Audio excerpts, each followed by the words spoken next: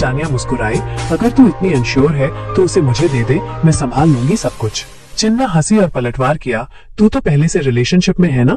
चानिया ने लापरवाही से कहा, अगर कोई असली फाइनेंसर मिल जाए तो मैं पल भर में सिंगल हो जाऊंगी। वैसे भी मुझे निकलना है, मेरा बॉयफ्रेंड घर आ गया है, बाद में बात करते हैं। 40 मिनट बाद होटल में वापस एमसी फोंग मिन को देखकर मुस्कुरा रहा था। मिन, तुझे नहीं लगता कि इस बार सब कुछ अलग था, ज्यादा ताकतवर? फोंग मिन अभी भी हाँफ रही थी। उसने धीरे से हंसते हुए कहा, वो कमाल का था। 40 मिनट में हमने 2 बार किया, मुझे तो यकीन नहीं हो रहा था। एमसी उसके कान में फुसफुसाया, तुझे पसंद आया? तो चलो फिर से करते हैं। फोंग मिन की आंखें हैरानी से फैल गईं। क्या तू अभी भी तैयार है? एमसी ने भौहें उठाई, शरारती अंदाज में कहा, मिन, अगर मुझे याद है तो तू डांस क्लास लेती थी, क्यों ना इस बार हम कुछ अलग करें, तू लीड ले।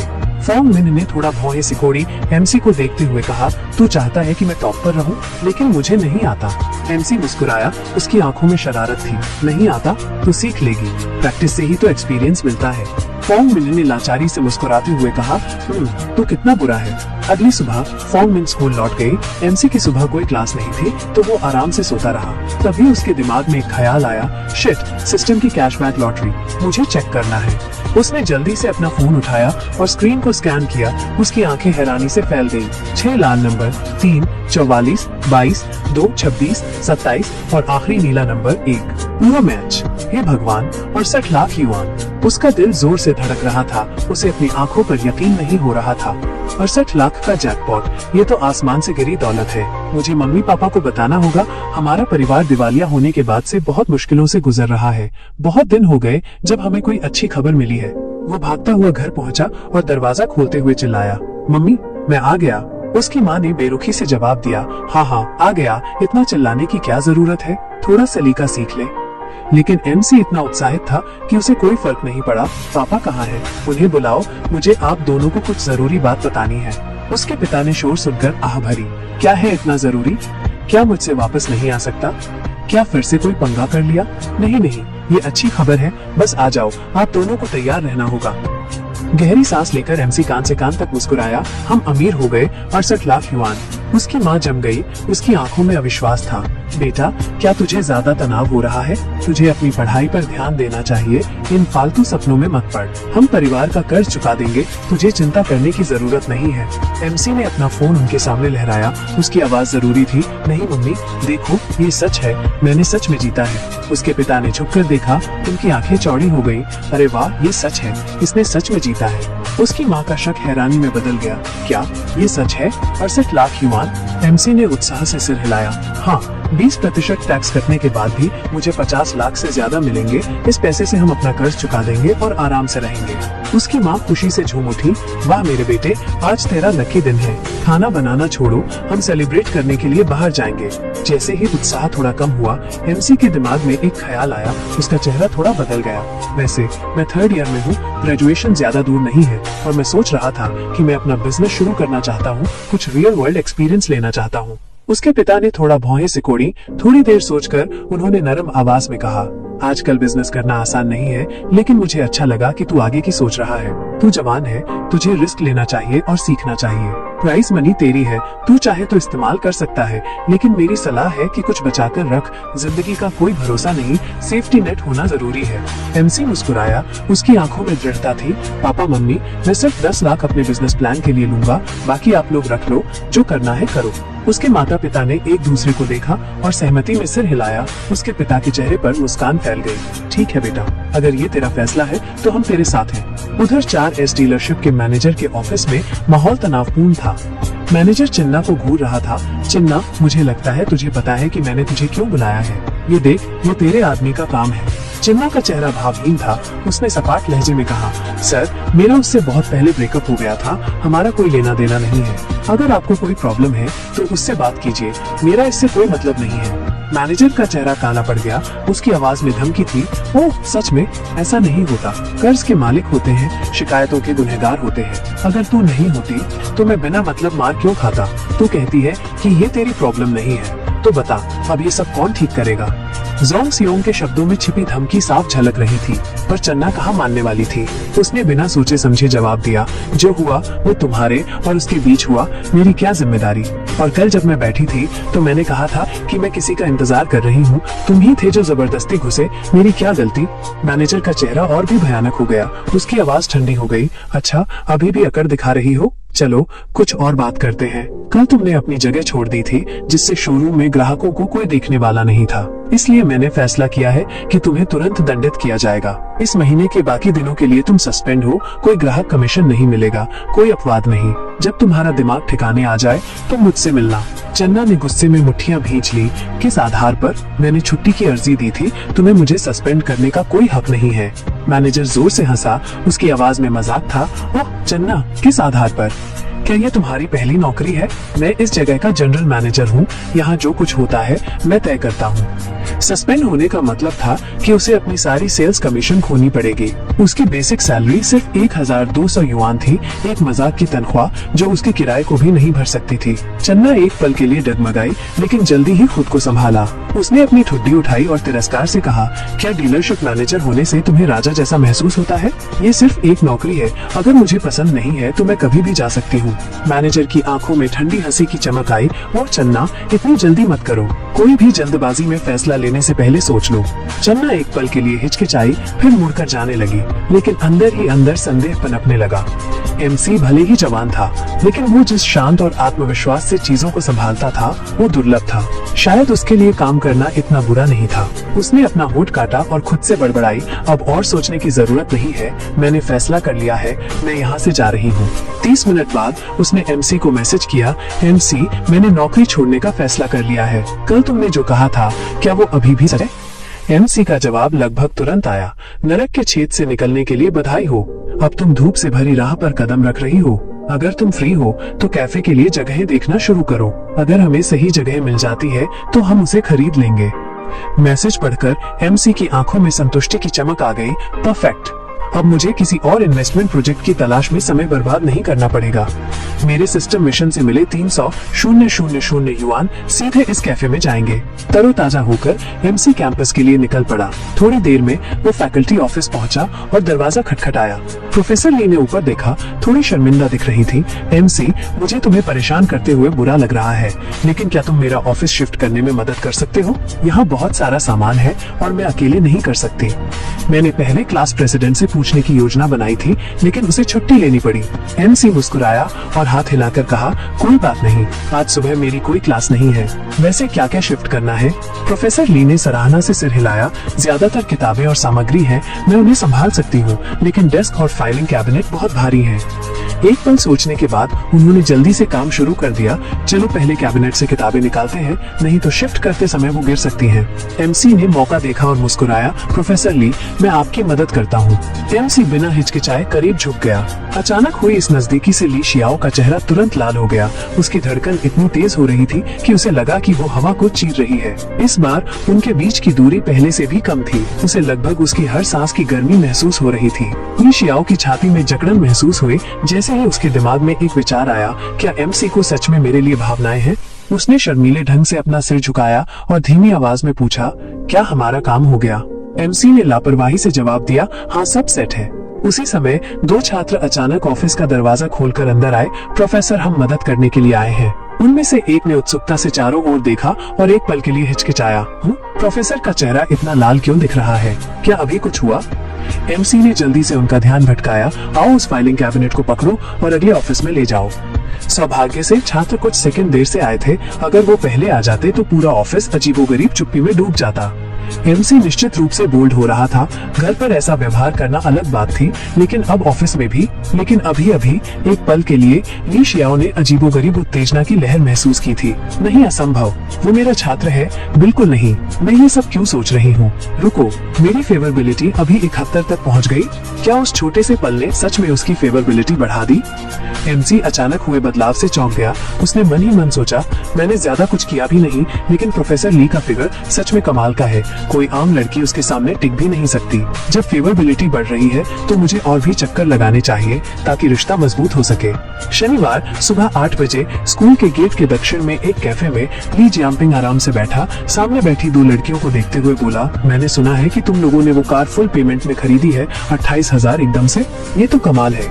अभी जूनियर ईयर में हो और बीबीए चला रही हो, ये तो तुम्हें अपने 99.99% क्लासमेट से आगे कर देता है। लेकिन मन ही मन ली जियांपिंग कोस रहा था, बाहर में जाए फैंग मेन, उसने मुझे रिजेक्ट कर दिया। उसे नहीं पता कि वो क्या खो रही है। मेरी दौलत और स्टेटस के साथ लड़कियां मेरी पूजा करने के लिए लाइन लगा देनी चाहिए। बाहर से उसने उन्हें एक आकर्षक मुस्कान दी। बेशक कुछ लोगों को बीबीए चलाने की परवाह भी नहीं होती।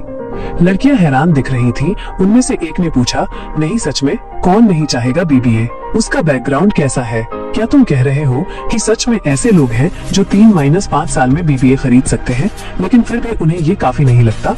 इससे पहले कि ली जियांपिंग जवाब दे पाता, उसकी नजरें अचानक खिड़की के बाहर कुछ पर टिक गई। उसकी आंखें चौड़ी हो गई और लगभग उसका कॉफी बाहर निकल गया। हे भगवान, उस लड़की के पैर, वो तो कभी खत्म ही नहीं होते। किस तरह के आदमी के पास इतनी खूबसूरत लड़की हो सकती है? उसकी आवाज में विस्मय और ईर्ष्या का मिश्रण था। उसने बाहर इशारा करते हुए कहा, देखो तू, क्या वो कार खुद से चल रही है? ये तो पागलपन है। वो किस तरह की कार है? ली जियांपिंग ने जो कार देखी वो टॉप टियर M9 थी। उनमें से एक लड़की ने हैरानी से हाँफते हुए कहा, वो क्या वो MC नहीं है?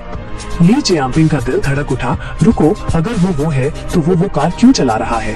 क्या उसका परिवार दिवालिया नहीं हो गया था?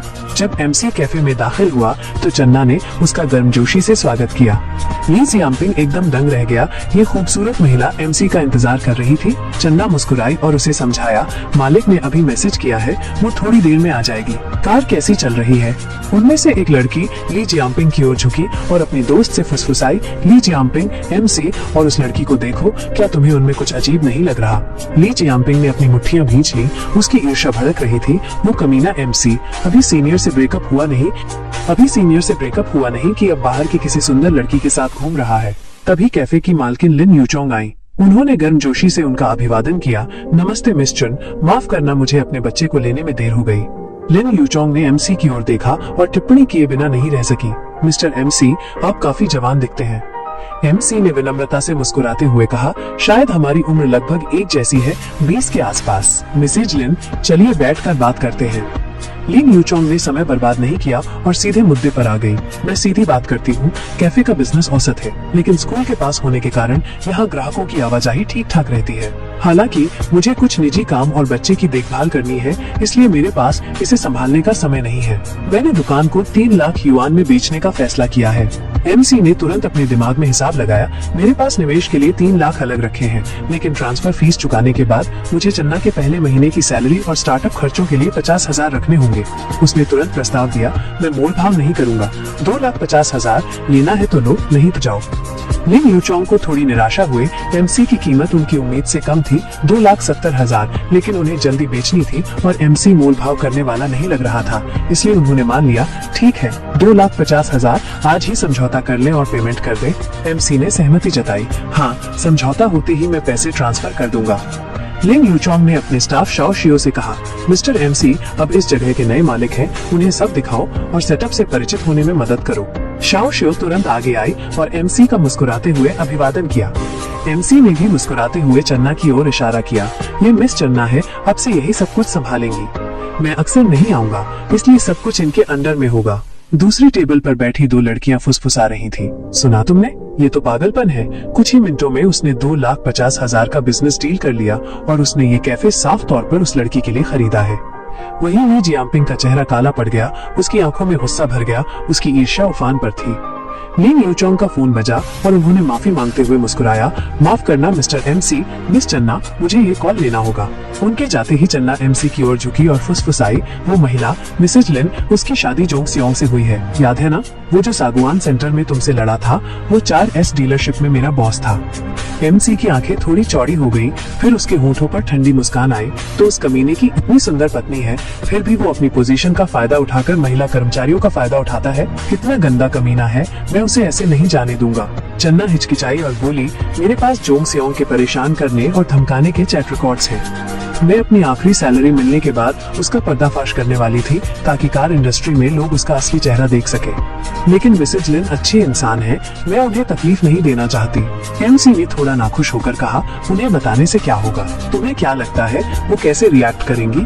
उसने रुककर स्थिति का विश्लेषण किया, अगर मैं वो चैट लॉग लीक कर देता हूँ तो जोंग सियोंग को तुरंत पता चल जाएगा कि किसने किया है। 40 साल का आदमी अचानक बेरोजगार और परिवार का खर्चा भी चलाना है, मुझे डर है कि वो कुछ गलत कर सकता है। सुनो, मैं इसे संभाल लूंगा, मैं उसे उसकी करनी की सजा दिलवाऊंगा, लेकिन तुम्हें कोई तकलीफ नहीं होगी। चन्ना ने कृतज्ञता से मुस्कुराते हुए कहा, थैंक यू एमसी। एमसी ने मुस्कुराते हुए कहा, मैंने मिसेज लिन को 2,50,000 ट्रांसफर कर दिए हैं और तुम्हें 50,000 भेज दिए हैं। 24,000 तुम्हारी पिछले 2 महीने की सैलरी है और बाकी कैफे के स्टार्टअप फंड्स है। सिस्टम नोटिफिकेशन, होस्ट ने 1 मिलियन का पूरा इन्वेस्टमेंट फंड आवंटित कर दिया है। शुरुआती इन्वेस्टमेंट मिशन पूरा हुआ। इन्वेस्टमेंट लेवल शुरुआती से इंटरमीडिएट इन्वेस्टर में अपग्रेड हो गया। नया मिशन अनलॉक हुआ। एक परफेक्ट लाइफ में विभिन्न इंडस्ट्रीज का पोर्टफोलियो होना चाहिए। मिशन डिटेल्स, होस्ट को बिजनेस वेंचर्स बढ़ाने के लिए 10 मिलियन का अतिरिक्त इन्वेस्टमेंट फंड मिलेगा। मिशन रिवॉर्ड्स, सभी इन्वेस्टमेंट रेवेन्यू पर 3 गुना कैश रिटर्न। पूरा होने पर होस्ट को एक मिस्ट्री इंडस्ट्री मिलेगी। एमसी की आंखों में उत्तेजना की चमक आई, वाह, सिस्टम इस बार तो मेहरबान हो रहा है। 10 मिलियन का फंड एकदम से और एक मिस्ट्री बिजनेस भी मिलने वाला है, ये तो दिलचस्प होगा। मिसेज लिन ने अपना फोन चेक किया और मुस्कुराते हुए कहा, मिस्टर एमसी, मुझे पेमेंट मिल गई, आपके साथ बिजनेस करके खुशी हुई, उम्मीद है फिर कभी मिलेंगे। एमसी ने उन्हें थोड़ी देर के लिए देखा। उनके कोमल हाथों को देखकर उसके दिमाग में कुछ गलत विचार आए। फिर उसने खुद को संभाला और लिन यूचोंग का हाथ मिलाया। हाँ, जरूर मिलेंगे। आधे घंटे बाद एमसी और चन्ना एक महंगे जापानी रेस्टोरेंट में पहुंचे। चन्ना ने मेनू देखते हुए हिचकिचाते हुए कहा, ये जगह तो महंगी लगती है, क्या तुम यहाँ अक्सर आते हो? एमसी ने मुस्कुराते हुए कहा, नहीं, लेकिन आज खास मौका है, हमारी पार्टनरशिप का जश्न मनाते हैं। उसने मन ही मन सोचा, चन्ना सच में मुश्किल है, जो भी आदमी उसके साथ समय बिताएगा वो उसके आकर्षण से बच नहीं पाएगा। लगता है मुझे आगे और भी इम्तिहानों के लिए तैयार रहना होगा। उसने चन्ना को देखते हुए सुझाव दिया, तुम मेरे बगल में क्यों नहीं बैठ जाती, थोड़ा और करीब आओ।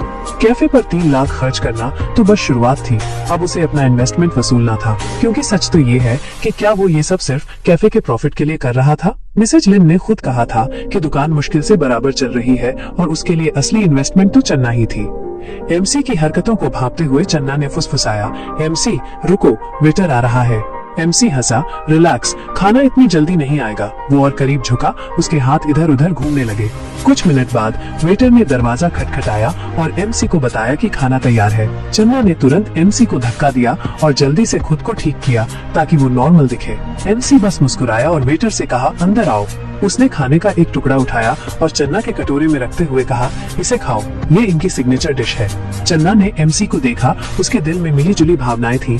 एमसी सच में हैंडसम है, लेकिन उसके आसपास हमेशा सुंदर लड़कियां होती हैं, मैं उससे प्यार कैसे कर सकती हूँ? उसने खुद को चेतावनी दी कि वो बहक न जाए, लेकिन अफसोस, तर्क एक बात है और वास्तविकता दूसरी। वो पहले ही इस नाव में सवार हो चुकी थी और अब वापस नहीं जा सकती थी।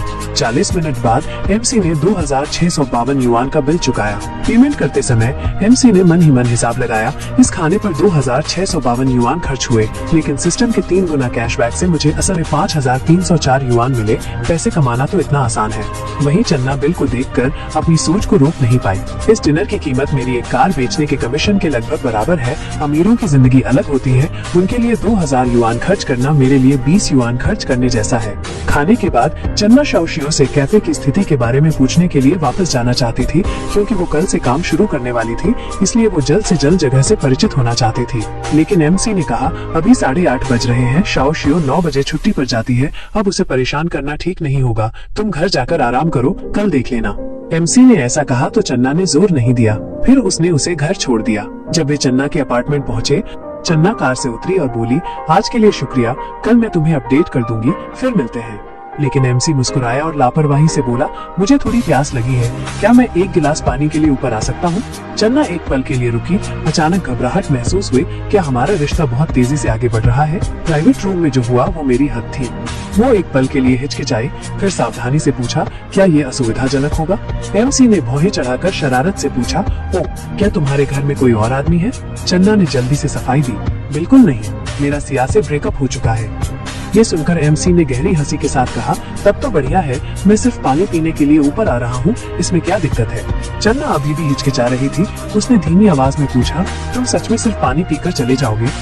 एमसी ने शरारत से मुस्कुराते हुए कहा, बेशक, लेकिन अगर तुम चाहती हो कि मैं रात को रुक जाऊं तो मुझे कोई आपत्ति नहीं है।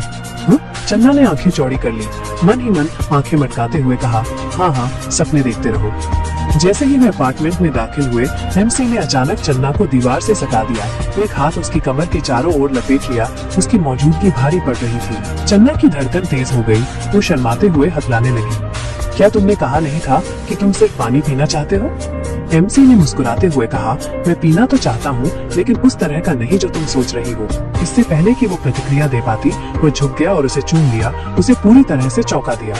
वहीं साहिया चन्ना के अपार्टमेंट बिल्डिंग के बाहर गुलाब का गुलदस्ता लिए खड़ा था। वह हिचकिचाया, लेकिन आखिरकार उसने अपना मन बना लिया।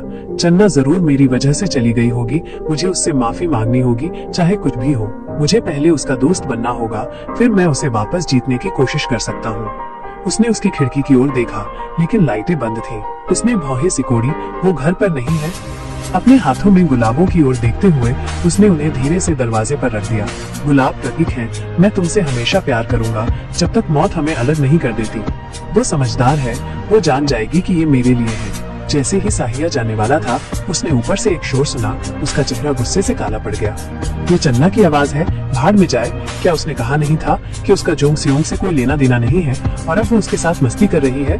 गुस्से से वो दरवाजे की ओर दौड़ा और जोर से खटखटाया, जोंग सियोंग, बाहर निकलो। अंदर चन्ना ने शोर सुना और भौहें सिकोड़ी। क्या ये साहिया की आवाज है? वो यहाँ क्या कर रहा है? हमारे ब्रेकअप के बाद वो सच में पागल हो गया है। उसने फुसफुसाया, मुझे लगता है कि बाहर कुछ आवाज आ रही है, कोई खटखटा रहा है ना? एमसी हंसा और सिर हिलाया। तुम कल्पना कर रही हो, कोई बगल वाले दरवाजे पर खटखटा रहा है, चलो यही मान लेते हैं। एमसी ने उसे अपनी गोद में उठाया और बेडरूम में ले गया। चन्ना ने घबराते हुए फुसफुसाया, एमसी, मैं अभी तैयार नहीं हूँ, धीरे से करना। बाहर खड़े साहिया को गहरी निराशा महसूस हुई। लगता है चन्ना पूरी तरह से एमसी के लिए गिर गई है, मैंने अपना मौका खो दिया। 1 घंटे बाद चन्ना हाँफते हुए बुदबुदाई, इस तरह की चीजें अच्छी तो लगती हैं, लेकिन बहुत थका देने वाली भी है। ये सुनकर एमसी ने अपनी स्थिति को समायोजित किया और धीरे से बोला, बस इस तरह लेट जाओ, तुम्हें थकान नहीं होगी। सिस्टम द्वारा दी गई क्षमता के साथ एमसी की सहनशक्ति असीमित थी। वो रुक ही नहीं पा रहा था। चन्ना ने हमेशा खुद को बहिर्मुखी समझा था, लेकिन असल में वो उससे कहीं ज्यादा आरक्षित थी जितना उसने सोचा था। इससे वो और भी ज्यादा उत्साहित हो गया। अगली सुबह टोस्ट और तले हुए अंडों की खुशबू ने एमसी को नींद से जगा दिया। उसने मन ही मन आह भरी, चन्ना सच में कितनी विचारशील है। ये एहसास होटल में हुई वी के साथ होने से बिल्कुल अलग है। ये गर्मजोशी, ये सुबह सिर्फ एक घर ही दे सकता है। होटल कभी भी इसकी बराबरी नहीं कर सकता। सिस्टम नोटिफिकेशन, एक परफेक्ट लाइफ में खुद के और अपने प्रियजनों के लिए बेहतर जीवन वातावरण बनाने के लिए संपत्ति का स्वामित्व शामिल होना चाहिए। सीमित समय मिशन, चन्ना के लिए 24 घंटे के भीतर कम से कम 100 वर्ग मीटर की संपत्ति खरीदे। मिशन रिवॉर्ड्स, संपत्ति खरीद पर डबल कैशबैक, खरीद पर एक मिस्ट्री प्रॉपर्टी। एमसी एक पल के लिए चौंक गया। हे भगवान, मेरे दिमाग में जो विचार आया, सिस्टम ने तुरंत उसे व्यवस्थित कर दिया। सिस्टम की उदारता के साथ ये घर निश्चित रूप से कोई जर्जर जगह नहीं होगी। उसके दिमाग में एक और विचार आया, शायद मिस्ट्री प्रॉपर्टी एक आलीशान हवेली है जहां मैं पूल पार्टियां कर सकता हूं। लगता है मुझे और भी उच्च गुणवत्ता वाली महिलाओं के साथ संबंध बनाने की जरूरत है। इस तरह के सरप्राइज मिलने की संभावना बढ़ जाएगी। तभी चन्ना ने देखा कि एमसी जाग गया है और मुस्कुराई, तुम उठ गए, नाश्ता 2 मिनट में तैयार हो जाएगा। एमसी ने मन ही मन सोचा, मुझे आश्चर्य है कि अगर चन्ना का स्नेह स्तर 90 तक पहुंच गया तो मुझे क्या इनाम मिलेगा। फिर वो उस पर मुस्कुराया और बोला, क्या नाश्ता ही मेनू पर है आज सुबह? अचानक उसने चन्ना को अपनी बाहों में खींच लिया, उसे चौंका दिया। हमने कल रात इतनी बार किया, क्या तुम्हारा मन नहीं भरा? एमसी धीरे से हंसा, तुम नाश्ता बनाने पर ध्यान दो, मैं अपना नाश्ता करूंगा। उसने चन्ना को देखा, उसकी आंखों में शरारत भरी चमक थी। वैसे अगर तुम आज सुबह फ्री हो तो चलो एक घर खरीदते हैं, मेरी तरफ से ट्रीट। वीडियो यहीं पर खत्म होता है। भाइयों और बहनों, अगर वीडियो अच्छा लगा तो लाइक, शेयर और सब्सक्राइब करना ना भूलना, वरना सपने में आऊंगा।